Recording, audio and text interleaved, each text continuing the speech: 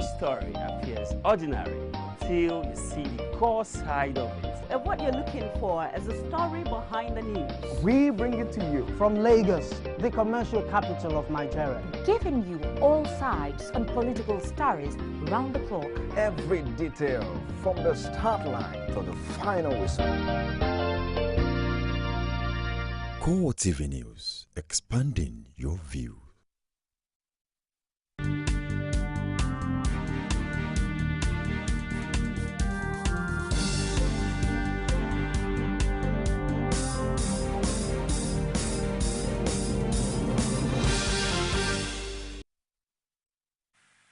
Hello and welcome to CoreTV Primetime News. I am Frank Omalape. In our major story, Nigeria's health authorities confirmed 2 fresh cases of Ebola virus in the country as spouses of dead victims test positive.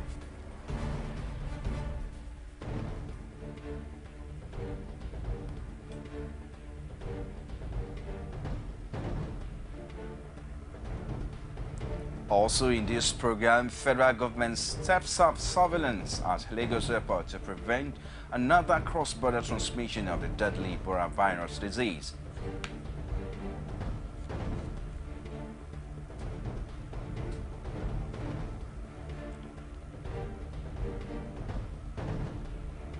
Inspector General of Police Sulaiman Abba declines comment on Boko Haram's takeover of Police Academy in Boza, Borno State.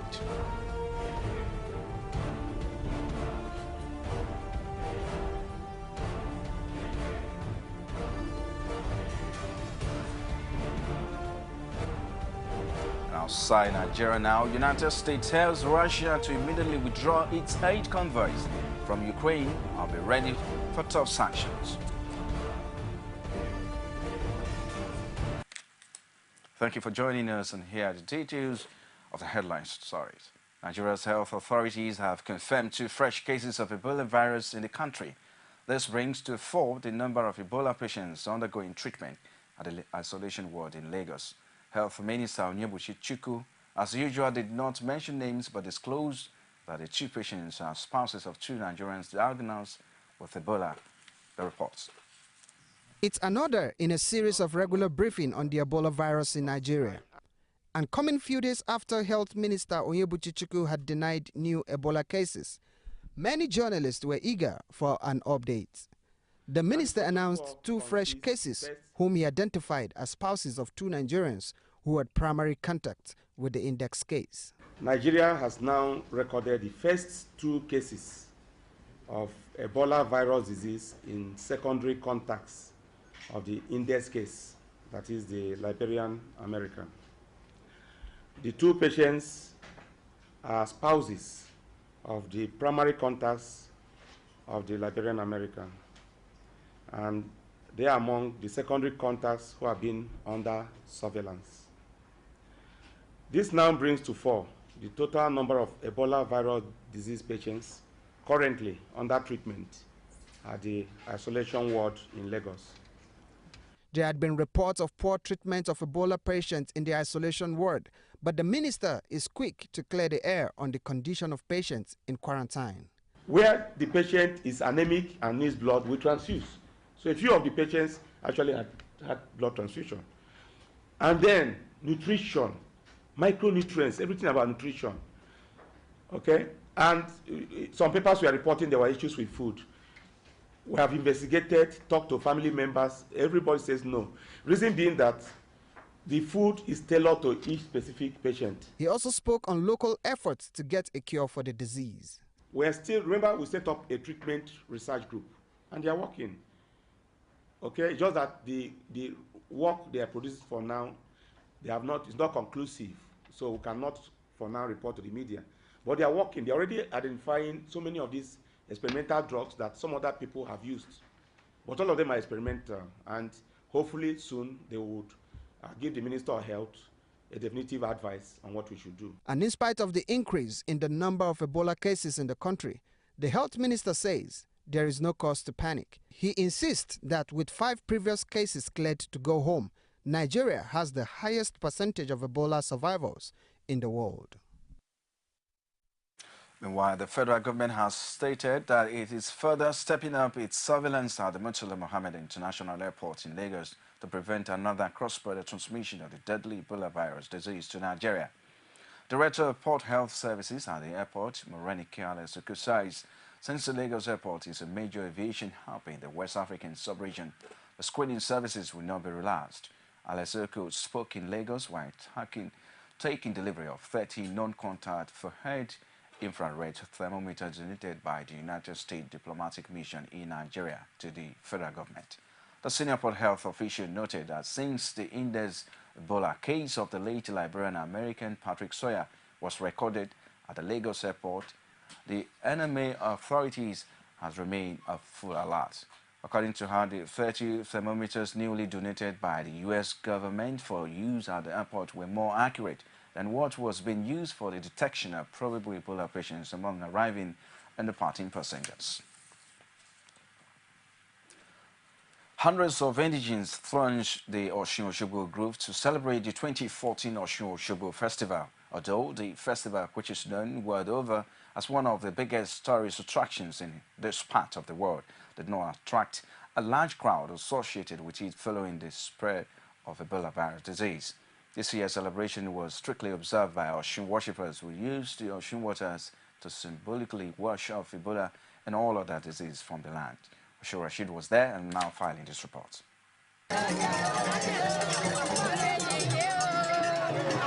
The yearly Osun-Osogbo Festival is always celebrated amid pomp and pageantry. The high point of the festival is the procession of the watery maid back to the Osun Grove. Traditionally, this procession is always done after some rites must have been performed by the king in his palace. This year's celebration followed the age-long tradition. Osun worshippers and Osogbo residents defied the early morning rain to follow the Ebola procession as she moves through the streets of Osogbo leading to the Osun Grove. A new color was added to the annual event with the presence of health workers out to manage any health issue, including the deadly Ebola virus. The main reason why the festival was celebrated in a low-key this year was to protect the state from the spread of Ebola. Araba of Osogbo Fayemi Elebubon gave historical background to the importance of the Osun-Osogbo Festival. It is to acknowledge, to give homage to our ancestors, also to appreciate the work of Osun. Osun make a pact with our ancestor that annually we have to come to acknowledge her for her protection and for the blessing she has been showered to this town, Osogbo. Foreigners were strictly shut out of this year's celebration, but some foreign traditionalists ignore these warnings and attend the festival. I think that this celebration is very, very important. I think that us recognizing and paying homage to Osun is very, very important, and I urge people all over the world to come here every year to celebrate with our Osun-Osogbo Festival. Osun Grove is one of the UNESCO Heritage Sites and the festival one of the recognized international traditional festivals. The Director General of Nigerian Tourism Development Commission, Sali Mbanefo, says Nigerian culture is rich and should be sold to the world. Encourage other Nigerians to come and see the rich culture that we have. And those of you that travel, when you go abroad, talk to the foreigners about coming to Nigeria to enjoy our beautiful cultural festivals.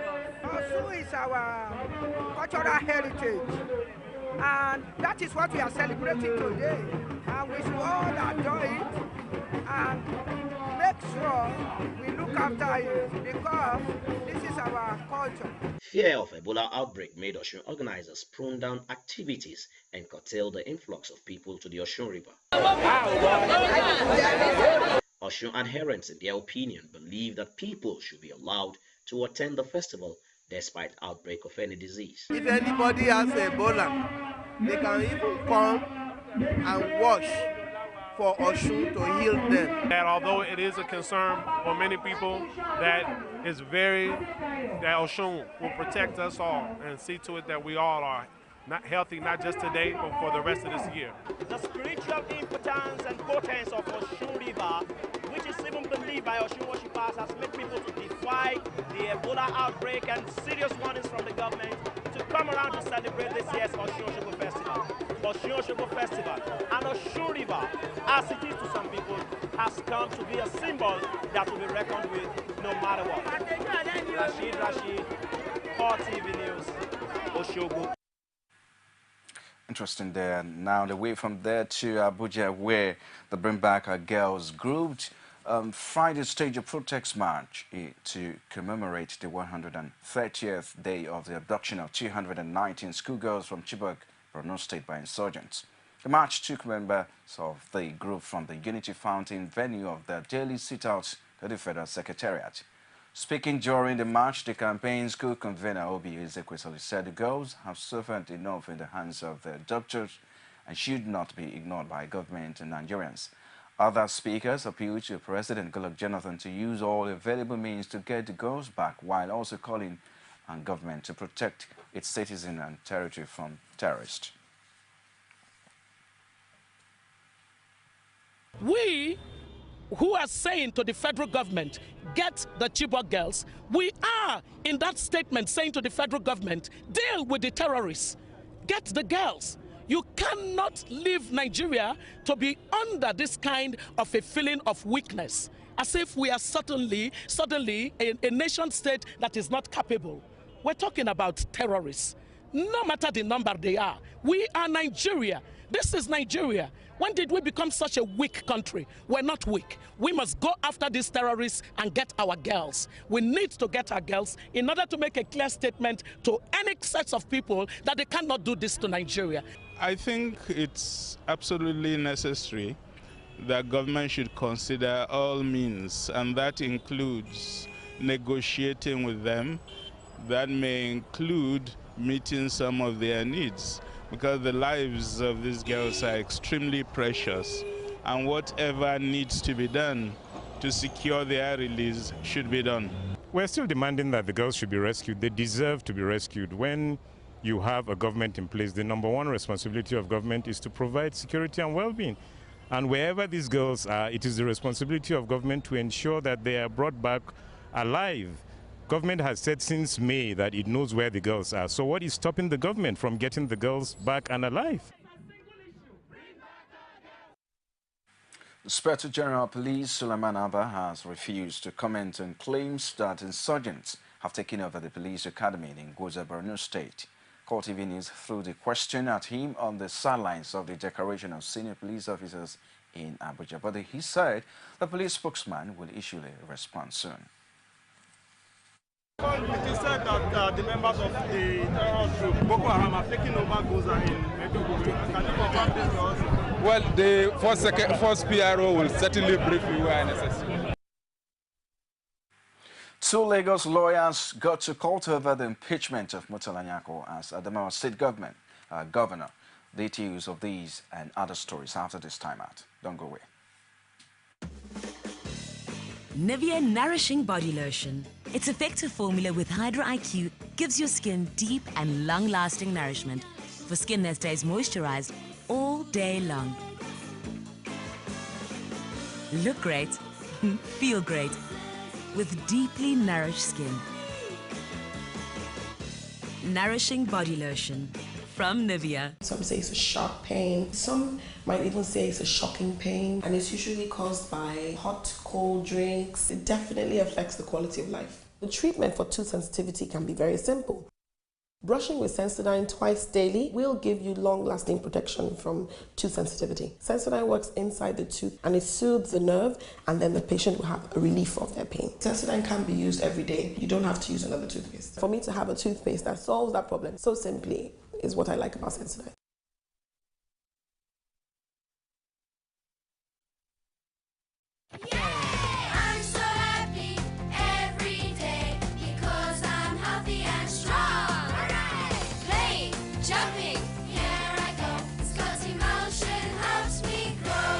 Daily dose of Scott's Emotion, which combines omega-3, calcium, vitamins A and D, supports the healthy development of your child's brain and body. Scott's Emotion promotes active minds and strong immunity in growing children. New Scott's Orange Flavor Multivitamin Emotion.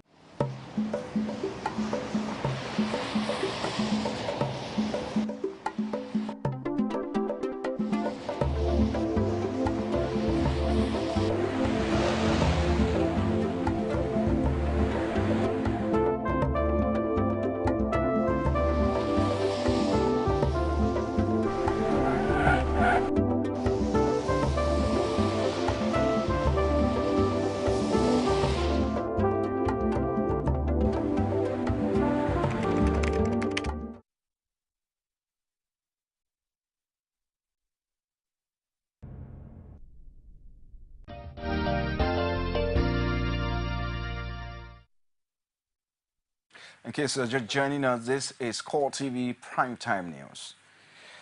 The last may not have been heard of the removal of Murtala Nyako as Adamawa State Governor.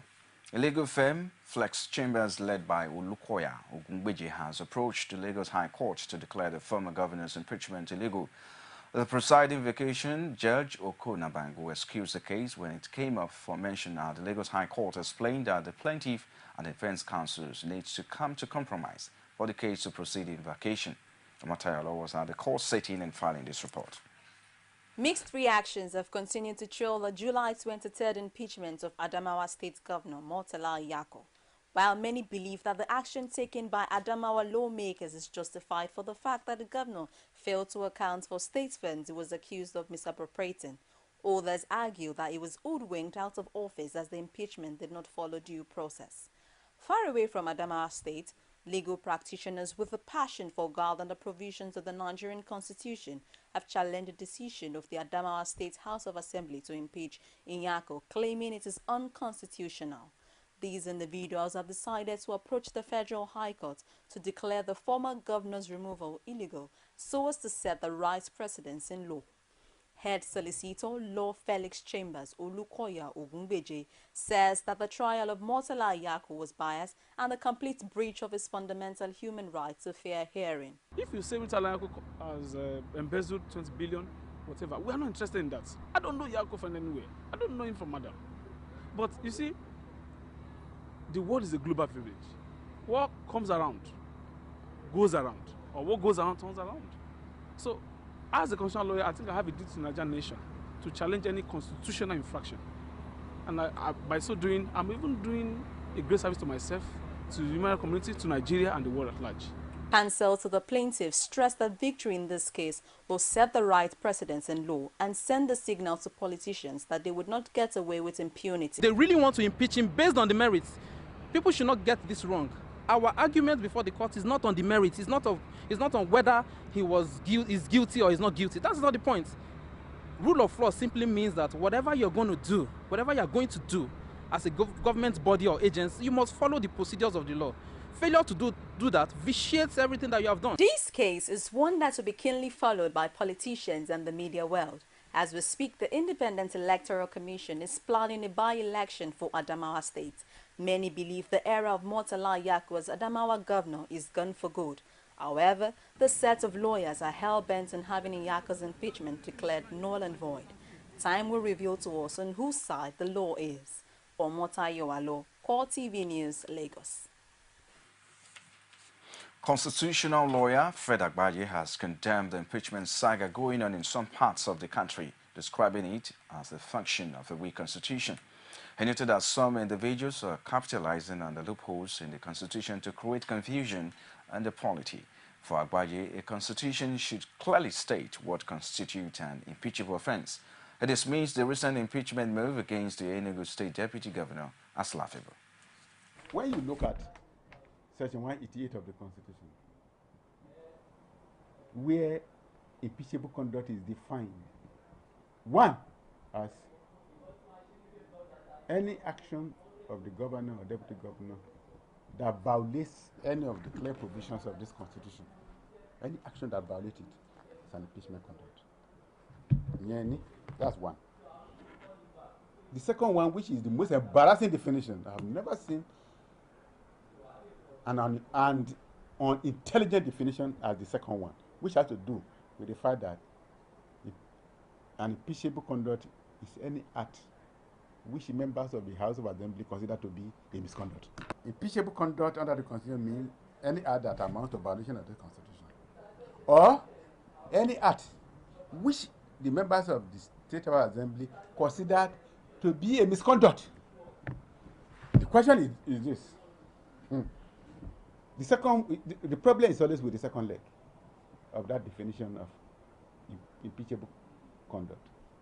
Nothing to do with the management of the office of the governor or the office of the deputy governor. It has nothing to do with his performance. Otherwise, what has the rearing of fowl, whether for commercial or not commercial basis? And the man says, yes, I'm rearing it, but it's not for commercial basis. But they said it's for commercial. Won't tell you, Baba lady. How has that? The question I would have asked myself is this: how does the rearing of chicken or the sale of egg,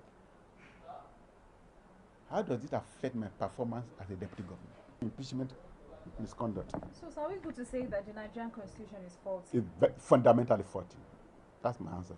It's fundamental. When they begin to talk about amendment of the present constitution, whether by the members of the National Assembly or the defunct members of what do you call them that have just folded the National Conference. National Conference. These are the areas I had expected members of the National Conference to look at. How do we amend this incessant? How do we bring to an end this incessant impeachment that have become a chariot, that have become a weapon to be used against a governor that was elected by all the local, that was elected by everybody in all the local government of the state? A former Minister of Information, Edwin Clark, says President Goodluck Jonathan will contest the 2015 presidential election and that nobody can stop him. He explains there was no way another 4 years of Jonathan's presidency will bring an end to the country, adding that all those who had ruled the country before spent 2 terms. Clark stated this in Abuja on Friday while playing host to a delegation of Northern women in politics under the aegis of Northern Women Mass Movement for President Jonathan's 2015 ambition. He says he was sorry for the Northern Leaders Elders Forum, who also claimed had been accusing the president of neglecting their region. Clark added that it was wrong to accuse the president of developing his region, adding that they even resisted pressure to appoint the Inspector General of Police from his region. He also noted that for the first time in the history of the nation, 2 Inspectors General of Police were appointed consecutively from the north. Moving on now, Lagos State Governor Babatunde Fashola has promised unhindered access to service for residents of the state. Fashola stated this while addressing journalists after the State Executive Council and Permanent Secretary's retreat held in Victoria Island, Lagos.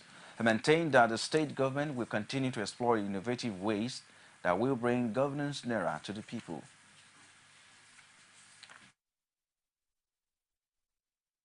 So it's nothing really exoteric. We're just raising standards, we always self-challenge, and in order to improve upon what we have done. We review what we have done before, we see how well it is working, how citizens are reacting to it, and what we can do to improve it.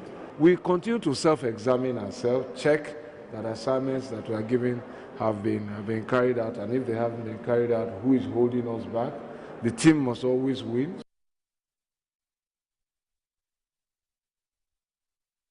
And while the theme of this year's retreat, which marks the 6th edition, is tagged upscaling the processes and benefits of e-governance in Lagos. You're watching CoreTV Primetime News. We take another break, and business news will be back shortly with Bimbo Fagade. Stay with us. You can now watch CoreTV News live from anywhere in the world on our website, www.coretvnews.com. Click on Live TV on our website and watch us live. And welcome to CoreTV Primetime Days. To follow us on Twitter, click on Twitter icon on our website. On Facebook, click on the Facebook and YouTube to see all our previous news production.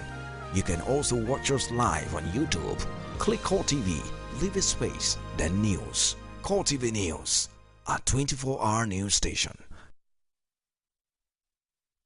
Nigerians continue to travel the city of Lagos once agog as all to you on be the first to know from the north, south, east, west and around Africa.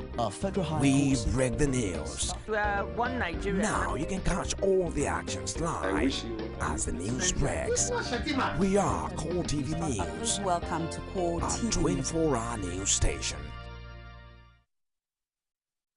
One continent, 54 countries, over 2,000 languages, but united in similar interests. As news breaks, we give you in-depth analysis around Africa every Monday on CoreTV News.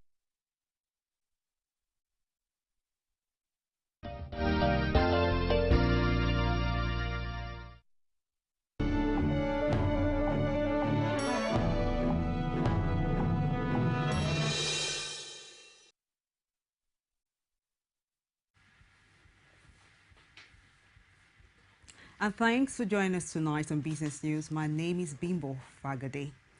President Goodluck Jonathan will, in the next few weeks, inaugurate a National Micro, Small and Medium Enterprise Council, the first ever body that will oversee the activities of MSMEs in the country for better functioning and delivery. The council will be chaired by Vice President Namandi Sambo and Minister of Industry, Trade and Investment Olusegun Aganga in Abuja. The minister says the body, amongst other things, will see that MSME businesses access the 220 billion naira development fund just flagged off by the Central Bank of Nigeria, and also ensure that they pay back and remain sustainable. Aganga noted that the government is working to strengthen the sector, recognizing that anywhere in the world, small businesses remain the heart of economies for inclusive economic growth. He noted that the government had already made a commitment to support MSMEs in 7 key areas, which include access to affordable finance, access to markets, formalization of businesses, skill and technology acquisition, provision of infrastructure to reduce the cost of operation by having dedicated SME industrial parks. Banks have been urged to soften the stringent condition on access and loans and provide special facilities for women as a way of bringing improvement to the society. According to Kenneth Speaker Folorunsola Lakija, who gave the address at an annual conference with the theme Yes She Can in Lagos, identify effective mentoring and networking, parental upbringing and identify the right career, amongst others, as the way forward to inspiring women and bringing out the desired change. She also said another way forward would be for government at all levels to promulgate policies that promote gender balance in employment in various industries in the country, mandate companies to have a certain minimum percentage of females on the boards of companies in the country, and impose sanctions on area ones. The country's Brent crude biggest price route in more than a year is coming to an end as the flow of West African crude to Asia helps disperse a glut. The incentive for sending cargoes from the region to buyers in Asia is at the strongest in 4 years. Chinese refiners bought 40 cargoes of West African crude to load in September, equating about 1.27 million barrels a day, according to a survey of 9 traders. Brent for October settlement fell 0.2% to $102 a barrel on the London-based ICE Future Europe exchange, close to its lowest in 14 months. The front-month Brent contract fell 5.6% in July, the biggest monthly drop since April 2013. The benchmark's narrowing premium over the Middle East reference price to buy crude is encouraging refiners in Asia to opt for supplies valued using Brent, such as Nigeria exports. And Nigeria's interbank lending rates eased to an average of 10.5% on Friday, compared with 12% last week, driven by increased cash inflows from budgetary allocations and retirement of Manufactured Open Markets Operations Bill, OMO. The federal government distributed revenue from oil exports among the 3 tiers of government, federal, state and local, this week.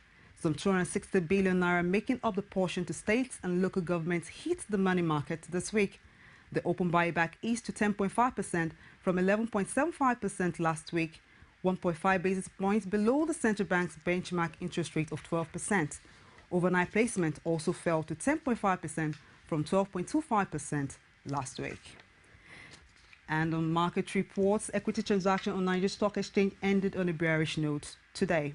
The LSE All Share depreciated by 203.16 points to close lower at 41,506.4.19 basis points. Market capitalization dropped 0.4% to close lower at 13,724 trillion naira. In all, a total of 175 million shares valued at 1.45 billion naira were exchanged in 3,939 deals. Report shows that MIS Oil PLC topped the Guinness chart, followed by Berger PLC, Ashika Cement PLC, Premier Breweries PLC, and Nascon PLC. And on the other hand, Fort Oil PLC led the losers chart, followed by Nigeria Breweries PLC, Mobile PLC, WAPCO PLC, and UACN PLC. Meanwhile, here are the top 5 trades.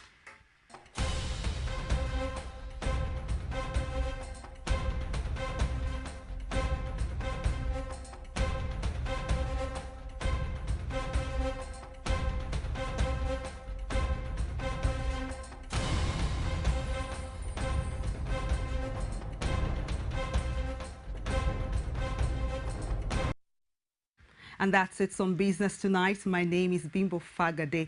Sabina Zoku is on standby to give a sport update. Our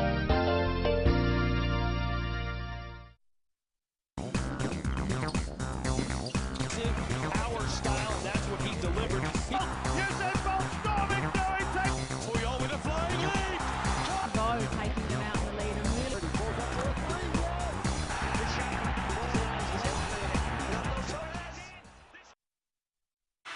Welcome to Sport News with me, Sabina Izuku. Nigerians under-20 women team are in Montreal ahead of their final match against Germany. The team left Moncton on Thursday after beating the Democratic Republic of Korea 6-2 in the semi-final encounter on Wednesday. A previous meeting between both countries saw the Germans defeat Nigeria by a 2-0 goal margin. Meanwhile, reports from the Falconet camp reveals that the players are fit with no injury worries and will have 2 training sessions on Friday as part of preparations for the finals. Nigeria's trip to the finals include 2-1 defeats of Korean Republic and England, a 1-0 draw with Mexico, a 4-1 thrashing in New Zealand in the quarterfinals. The kickoff time for the finals for the FIFA Under-20 Women's World Cup is 12 midnight on Sunday Nigerian time. Nigerian League leading goal scorer Ighodaro Osagbona will not add to his tally this weekend as he will serve out one match ban at the Sunshine Stars. The Enugu Rangers striker has scored 13 goals thus far, but he has accumulated 2 bookings, and so he is banned for Saturday's match against Sunshine Stars in Akure. Nigerian B international Christian Obizo, Chidi Ede and Samuel Agba are now expected to lead Rangers' charge for goals in the absence of the former Shooting Star striker. Chibuzo Madu will again miss the match against Sunshine as Eyimba have blocked his return to Rangers. The big central defender was also not available for Sunday home win against Giwa after the authorities warned Eyimba have taken an exception to his transfer back to Rangers. Arsenal is willing to welcome Alexander Song back to the Emirates Stadium according to the British and Spanish reports. The Cameroon international enjoyed a successful 6-year spell in North London before joining the Barcelona in the summer 2012 for £15 million. However, 26 years old midfielder never managed to command a regular place at Camp Nou, with Sergio Busquets blocking his path. Under contract with the Spanish giant until June 2017, Song has been deemed surplus to requirements by new manager Luis Enrique ahead of the coming season and is said to favour a return to the Premier League with a price tag of about £9 million. Linked with several other English big guns including Manchester United, Tottenham and Merseyside rivals, Everton and Liverpool. The former gunner may simply have to find his way back home. As the French League One season goes on and the bad form of former big spender as Monaco continue unabated with no points from 2 matches, coach Leonardo Jardim and striker Dimitar Berbatov say they are not bothered by the present but working hard to achieve the objectives of the team for the season. Berbatov says the players are working very hard to correct the mistakes they have made in the past 2 matches with a view to producing a better result in the subsequent matches. It says the season will be long and all teams will win and lose and it will be premature to start pressing the panic buttons now. Yeah, obviously it's a bad start, not the one we expected. But the answer is probably don't worry too much. Just keep on working, listen what the coach wants from the team, and next game comes, we need to win, obviously. So every team is gonna lose, every team is gonna win. We're gonna lose again sometime in the future, but I hope it's not gonna be on Sunday. So let's. We are working hard in the week, very hard actually, to correct every mistake we've made in the past 2 games, and hopefully we will do that on Sunday. And that's it on Sport News with me, Sabina Izuku. Franco Molape standing by for the rest of the news. You can now watch CoreTV News live from anywhere in the world on our website www.coretvnews.com. Click on Live TV on our website and watch us live. And welcome to CoreTV Primetime Days. To follow us on Twitter, click on Twitter icon on our website. On Facebook, click on the Facebook and YouTube to see all our previous news production. You can also watch us live on YouTube. Click CoreTV, leave a space, then News. CoreTV News, a 24-hour news station.